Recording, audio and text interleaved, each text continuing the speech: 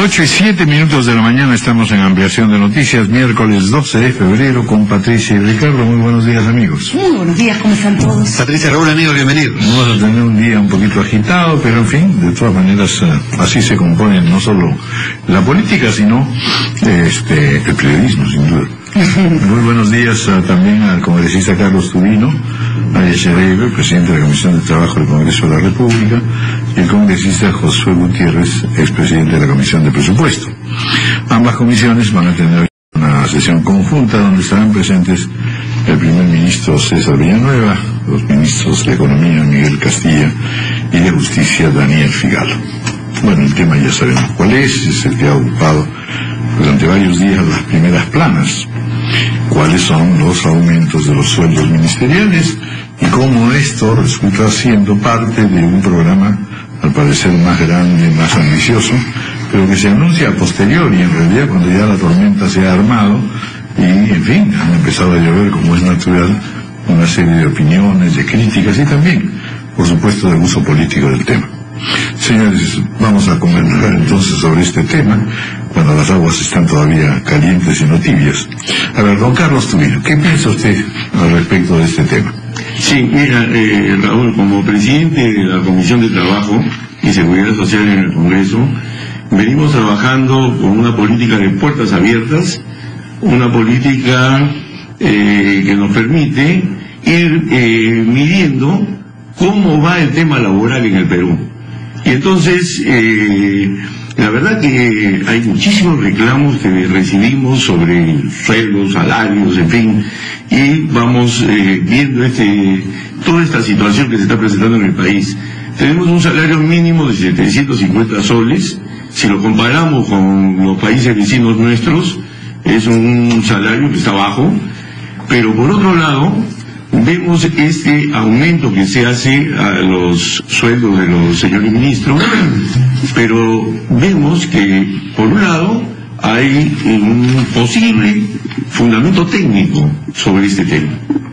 ¿Y por qué digo un fundamento técnico? Porque sí, en la empresa privada han subido los sueldos, no solamente en los últimos meses, sino en los últimos 2 años. Y entonces hay que ser competitivo para tener los mejores funcionarios en la administración pública, es cierto. Ahora, ¿cómo hacer esto? El problema es que acá se hace en una forma abrupta, una forma que podría haberse hecho de otra manera, es decir, en forma escalonada. Así se ha hecho con el personal de las Fuerzas Armadas y la Policía Nacional, en un proceso escalonado de 5 años, sobre todo para el personal de la actividad, porque el personal retirado se la ha dejado al margen.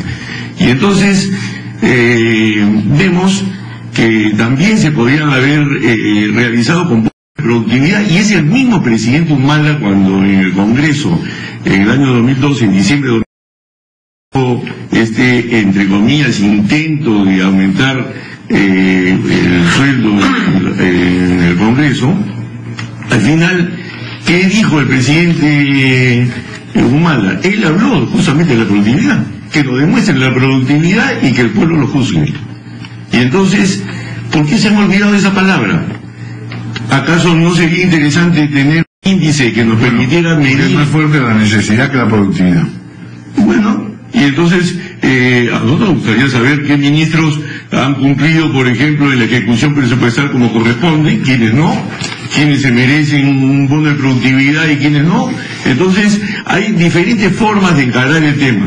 Y esa es la principal inquietud que tenemos en la Comisión de Trabajo, que queremos que los ministros que van hoy día nos resuelvan esa inquietud.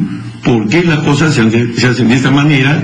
Y sobre todo, cuando se comienza a comparar con otros países, estamos a 40 veces el sueldo mínimo vital lo que se pretende pagar a los ministros. Bueno, vamos a hablar un poco sobre la aplicación de la ley del servicio civil, que es en realidad, de alguna manera, el modo global de enfrentar las cosas. Pero efectivamente, hay varias cuestiones que están pues pendientes. Primero, ¿ha crecido o no la burocracia?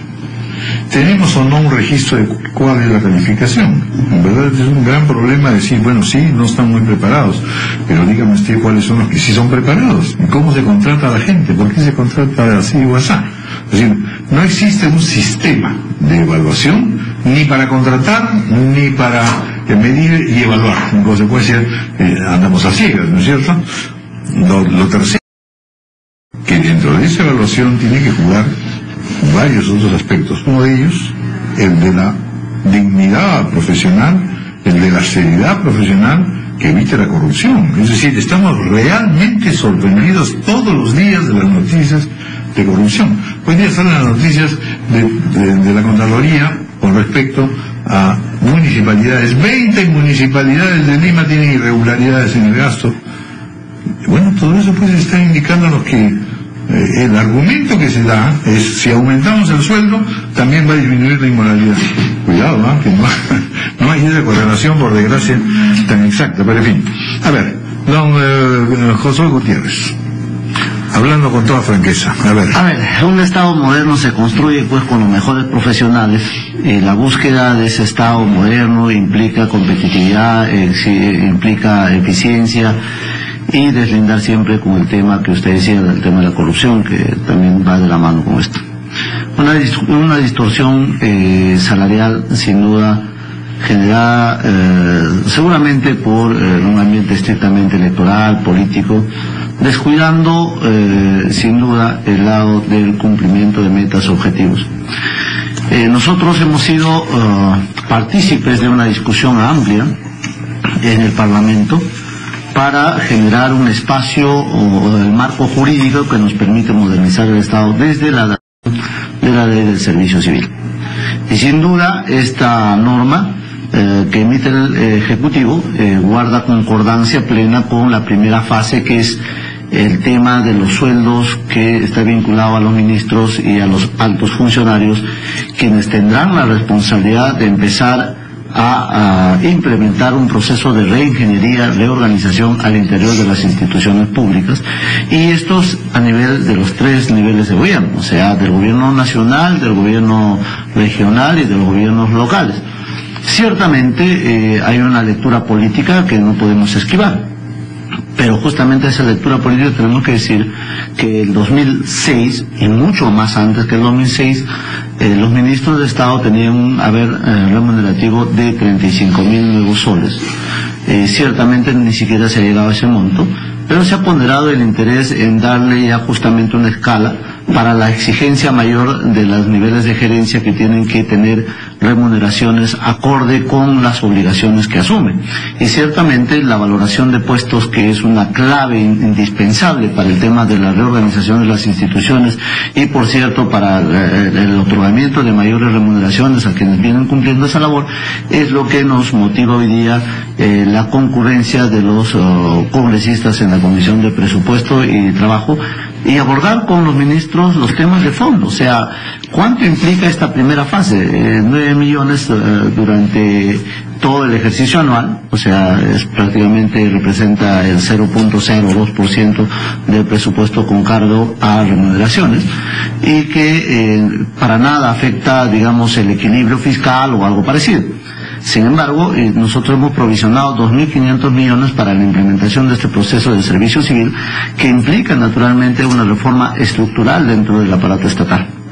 Sin duda, la convocatoria a los mejores talentos, los mejores profesionales, es la línea que se debe seguir, y evitar que la costumbre que se había hecho ya por décadas de que ingresen con el carnet del partido de turno debe eliminarse. Y creo que hemos dado muestras claras que nosotros en este gobierno no queremos para nada el copamiento en función a carnets partidarios ni nada parecido, sino más bien darle el espacio y la responsabilidad a los técnicos, que algunos con experiencia y otros que comienzan a forjarse participan de la cosa pública.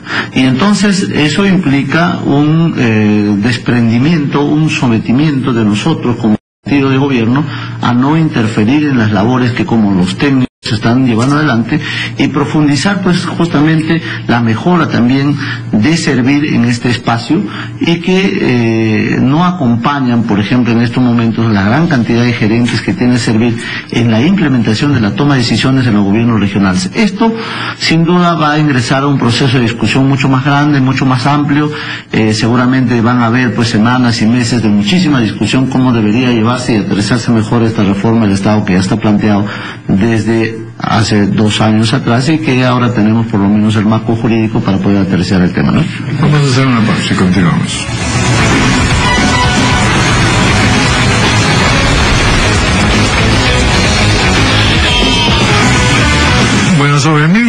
vamos a conversar telefónicamente con el economista Fernando Zavala, es ministro de Economía y actualmente presidente del directorio de Bacus desde noviembre del 2013. Él ha estado, por supuesto, en los cargos en que ha estado, viceministro y ministro, por supuesto, tratando también y abordando ese tema. Queremos conocer su punto de vista sobre el aumento de sueldos a los ministros. Don Fernando Zavala, muy buenos días, un gusto saludarlo.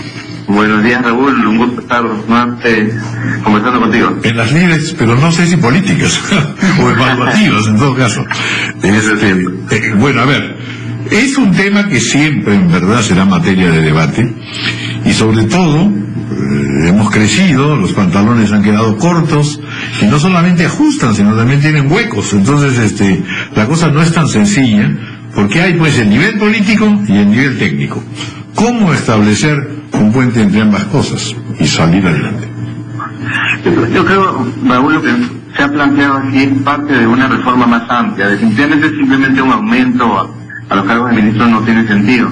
Lo que sí tiene sentido es el cerrar esta brecha que se tiene con el sector privado, cerrar esta brecha con lo que fueron los sueldos hace algunos años, pero además lo que se está haciendo, tengo entendido, a nivel de servir, etcétera, es algunas reformas que tienen el objetivo de mejorar el sistema de carrera pública en el Perú. Y es hacia allá donde tenemos que ir. Esto es simplemente, como lo veo yo, un cierre de la brecha que se había generado para poder tener ministros talentosos y poder atraerlos y que no haya alta rotación como hemos tenido en los últimos años. Y Fernando, una pregunta, cuando se redujo el sueldo de los funcionarios públicos, algunos incluso llegaron a ganar menos de la mitad de lo que había sido inicialmente el sueldo, también debimos haber exigido un sustento técnico, cuánto se iba a ahorrar, si es que el Estado hoy día está en realidad invirtiendo solo 9 millones de soles anuales en este incremento que logra ajustar dicha brecha de la que mencionas. La medida no sirvió para ahorrarnos nada importante, probablemente comprando menos papel para los ministerios se hubiera ahorrado más plata. Exactamente. Yo me acuerdo que yo trabajé en la administración pública 10 años y dependiendo de los ánimos de los políticos nos subían y nos bajaban los sueldos. Y realmente eso quitaba estabilidad. No se trata de que un ministro se enriquezca siendo ministro, pero tampoco significa que pierda patrimonio. Entonces creo que tenemos que ser un poquito más serios y dar cierta estabilidad hacia el futuro de lo que queremos en términos de la función pública. Y no ni siquiera igualando lo que se gana en el sector privado. Lo que estamos es reconociendo que hay cierto talento que se tiene que pagar porque hay responsabilidades importantes que se asumen. Y además no tiene que ser un caso aislado, sino tiene que ser algo que tenga impacto en términos de la eficiencia y la reforma del Estado que todos queremos. Muy bien, pero una pregunta sobre el aspecto técnico de cómo se ha conducido esto. Es evidente que tenía que mejorarse el sueldo de los ministros de Estado, de altos funcionarios del Estado, primero porque se les recortó también de una manera abrupta, a menos de la mitad, pero precisamente resultaba técnico y oportuno en el marco de esta ley del servicio público servir, hacerlo de golpe, es decir, elevarlo de como estaba a como está ahora, de menos de 15.000 a 30.000, de 15.000 a 30.000. Yo, digamos, se puede ver esto de diferentes formas, etcétera. Yo particularmente hoy estoy en el sector privado y he estado en el sector público, me parece que no es un salto exagerado, me parece que es un salto adecuado. Estamos hablando de pasar de $3.000 netos a casi $6.000 o un poco más netos. Sueldo adecuado. Creo que mucho estudio, mucho análisis también hubiera demorado esta reforma importante. No nos estamos yendo a niveles demasiado elevados. Yo creo que hacia el futuro lo que se está trabajando en servir, lo que se está trabajando en todo lo que es la carrera pública, va a ayudar a poder explicar un poquito más cuál debe ser la remuneración, cuál es la meritocracia, cuál es la línea de carrera que queremos. Pero digamos, es una medida totalmente dentro de los estándares que se manejan o se pueden manejar en el sector público. Y pero perdóname, Fernando, ese es otro de los temas que se critican, ¿no? Está bien, los ministros merecen ganar lo que ahora se ha establecido que ganen, pero cuando se establecen esas comparaciones de decir, por ejemplo, y los ministros en Chile y en México y en Colombia ganan un poquito más, o ahora vamos a ganar los ministros peruanos igual que ellos, pues también le dan oportunidad a sectores como por ejemplo salud, interior, la Policía Nacional, que dicen, entonces también pongan a estos sectores, salud y educación e interior, en los mismos niveles que están en México, Chile y Colombia. Es que yo creo que esto es parte del proceso. Claro. De lo que yo entiendo, al menos de lo que he estado siguiendo en la prensa, Servir está haciendo un muy buen trabajo ahí. Han habido ajustes a nivel de policía, claro. Han habido ajustes en el ministerio. Falta aún más, ¿no? Todavía tenemos la diferencia entre los nombrados y los contratados. Todavía no podemos pagar en base a resultados. Pero creo que estamos yendo en el camino correcto y creo que las críticas que estamos viendo ahora son mezquinas y son políticas. Muy bien. Bueno, pues muchas gracias, como siempre, Fernando Zavala, por esta presentación. A ver, estamos situando convenientemente las cosas.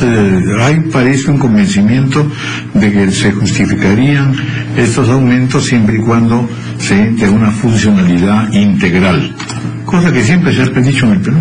O sea que en realidad la reforma del servicio civil, la reforma del Estado, siempre ha sido una bandera y nunca se ha podido explicar por qué tendría que ocurrir esto ahora. Se cita el ejemplo de que hay, digamos, como ha dicho el congresista Gutiérrez, desprendimiento, pero de verdad que también hay primos y parientes que están ingresando, así que no hay tanto desprendimiento. En definitiva, no hay un sistema que sea respetado y permanente. ¿Esto es así o no, el señor Tubino? Y en cuyo caso también debería efectivamente ser materia de un trabajo, no solamente del Ministerio de Economía, sino también del Congreso.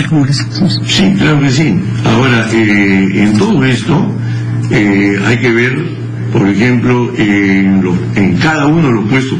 Yo sé que la ley civil lo está viendo, pero en todo esto, por ejemplo, hay que ver muy bien sobre todo lo que está sucediendo en los gobiernos regionales, lo que está sucediendo en los gobiernos municipales, cuál es el nivel que están trabajando ahí y que se merecen esta escala de sueldos que se ha manifestado para los gerentes municipales, para los gerentes regionales. Ha habido mucha resistencia al interior de nuestro país para, por ejemplo, contratar a gerentes públicos preparados por servir.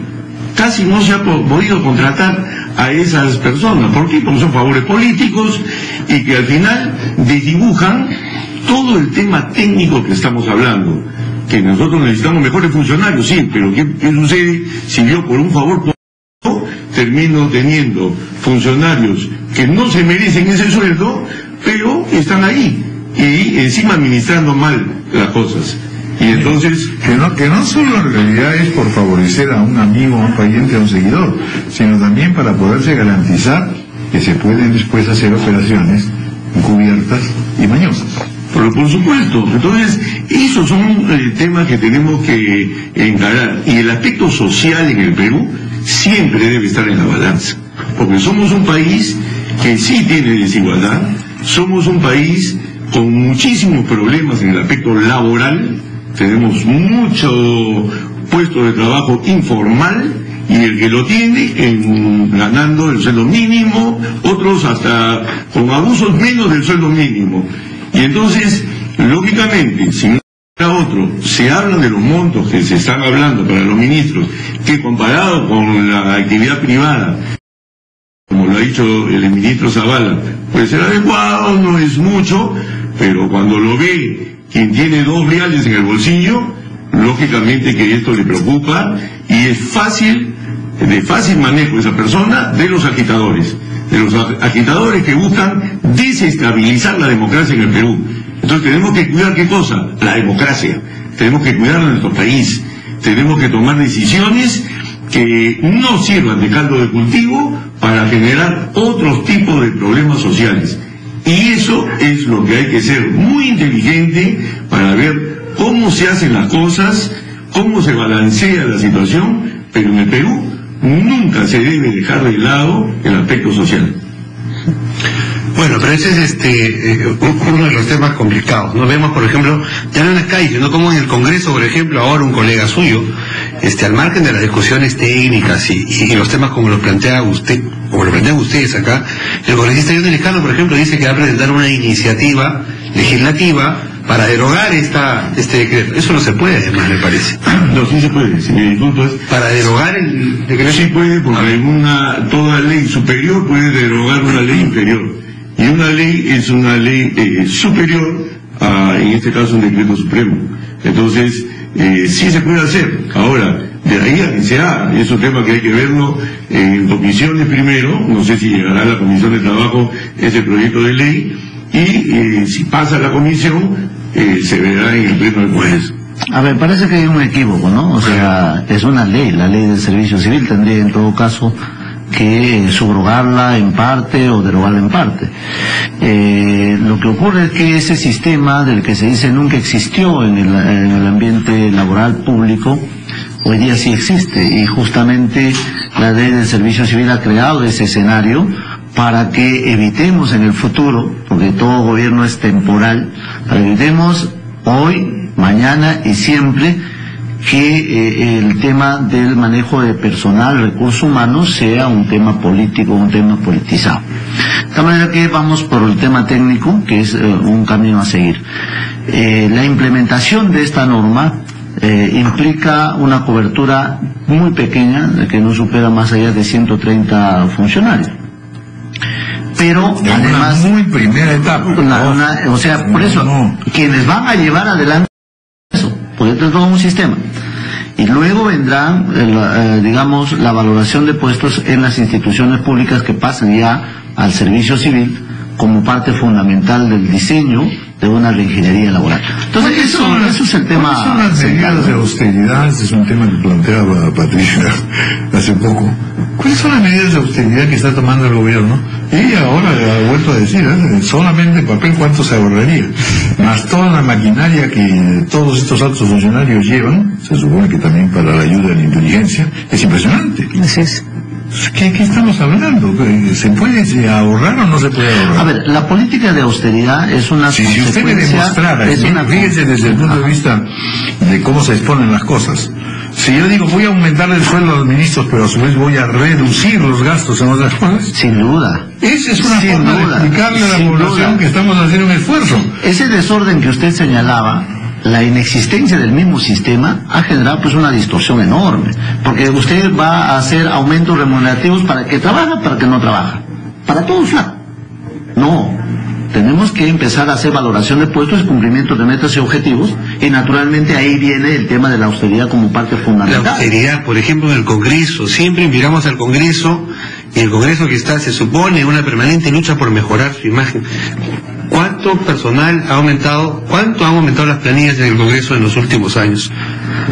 Bueno, creo que... Conocemos informes que se aumenta, subiendo las planillas. Se aumenta la planilla, pero se reduce la planilla dependiendo muchas veces de lo que está son creciendo las cargas, nada más, ¿no? usted lo sabe. Por ejemplo, 22 comisiones que siempre han existido, a veces aumenta 23, a veces aumenta 24, solo aumentar 1, 2, 3 comisiones entre especiales y ordinarias implica pues una generación de mayores presupuestos, pero naturalmente la idea es la búsqueda de optimizar los costos del erario nacional.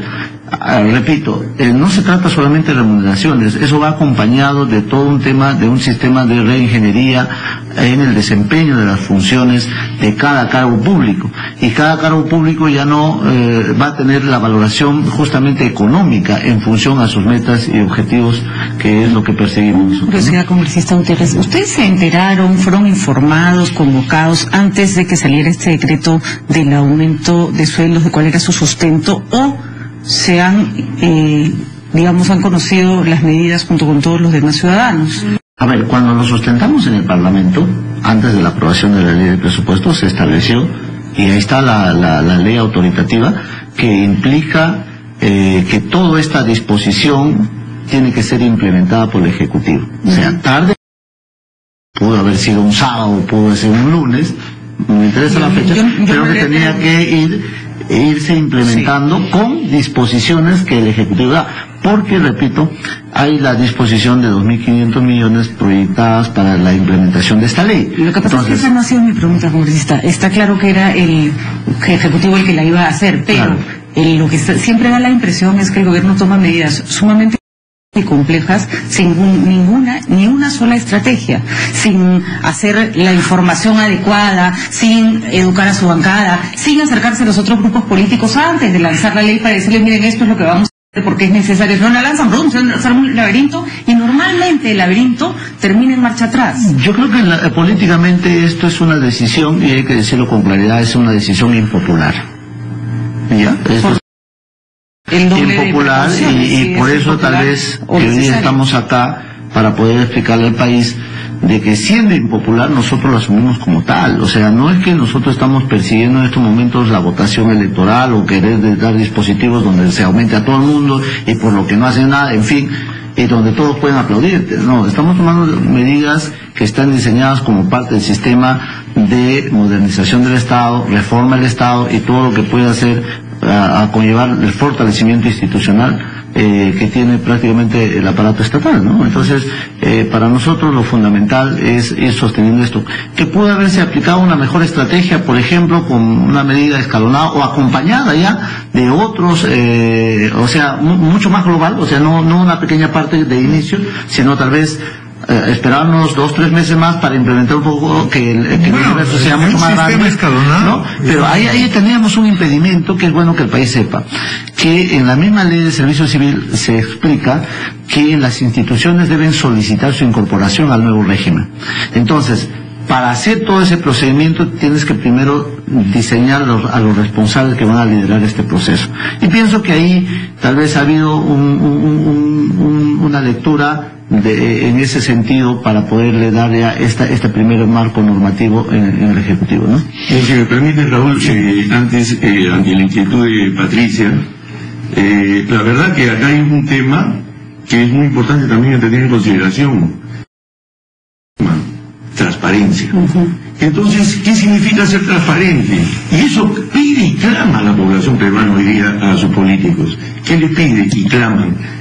Máxima transparencia, cero corrupción. ¿Quieres ser transparente? No dejes dudas de funcionar. Entonces, al no comunicar, al no informar, al sacar estas disposiciones entre gallos y medianoche, entonces, ¿soy transparente? ¿Estoy cumpliendo con esa inquietud de la ciudadanía? Esas son inquietudes. Entonces hay que anunciar algo al país, hay que anunciarle que adicionalmente a esto que está saliendo es que se va a entregar mayores remuneraciones pero mayores exigencias.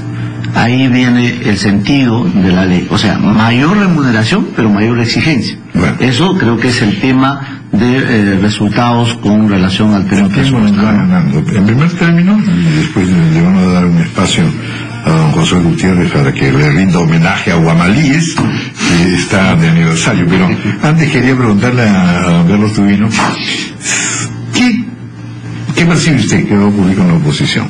Porque la verdad que así como usted señala, se necesita efectivamente dar más explicaciones, tener una coherencia comunicativa, etcétera, y despejar las cosas. Al mismo tiempo, está claro que en verdad, y es parte del juego político, es decir, que la oposición es oposición. En muchos casos no tiene toda la razón tampoco. Aquí hay esos dos niveles. En realidad, ¿es necesaria la reforma del sistema de servicio público? Y al mismo tiempo tiene que haber una vigilancia, pero no en exceso, no como que se paralice el asunto. ¿Cómo advierte usted que va a reaccionar la oposición? Sí, mira, primeramente, Raúl, el día de hoy me toca presidir esta convocatoria que se ha hecho a 3 ministros y vamos a tener esta sesión conjunta de la Comisión de Trabajo y Presupuesto. ¿Cómo pensamos conducir esta mesa? Con la máxima imparcialidad, para que sea esto una muestra al país que sí somos capaces de hacer un debate con altura sobre un tema que tiene un aspecto técnico importante, pero también un aspecto social. Entonces, vamos a hacer este primer punto importante de convocatoria, hacerlo con el mejor nivel y la máxima prudencia en su conducción. Primer punto. ¿Cómo va a reaccionar cómo está reaccionando la oposición? Sí, está reaccionando porque recibe este clamor del pueblo Ya hay agitación también, por supuesto, en algunos que se toman de estas medidas para comenzar a agitar las calles. Entonces, tenemos que ser prudentes en la posición para hacer nuestra posición firme a la forma como se han hecho las cosas, pero por otro lado, ser también prudentes en el sentido de no exacerbar los ánimos más de lo debido en la situación que vive el país y la democracia de nuestro país. Necesitamos un Estado más eficiente. Así es. Entonces, necesitamos eso, necesitamos que se garantice que si yo le aumento el sueldo a una persona, esa persona va a rendir como corresponde. De acuerdo. Muy bien. Don Josué Gutiérrez, a ver. Bueno, yo creo, como bien sabemos, tiene muchos encantos. El encanto de Tomaiquicho es uno de ellos. Pero gracias, doctor, es el otro. de la tierra de la Perilloli. Gracias, doctor Raúl.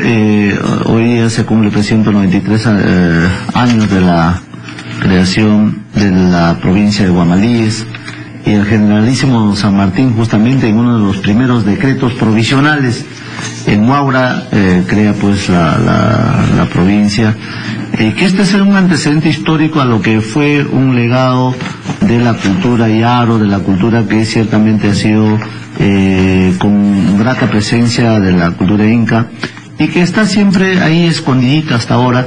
Ojalá la zona altoandina de nuestro querido departamento de Huánuco pueden ser en algún momento parte del atractivo nacional, y que sin duda el turismo que llega al Perú es un turismo atraído por Machu Picchu, y nosotros como capital del Chinchaysuyo, al costado de Guamalíes, tenemos lo nuestro, pero que ciertamente ha habido presencia exógena como del terrorismo, del narcotráfico, que ha evitado que nosotros podamos despegar.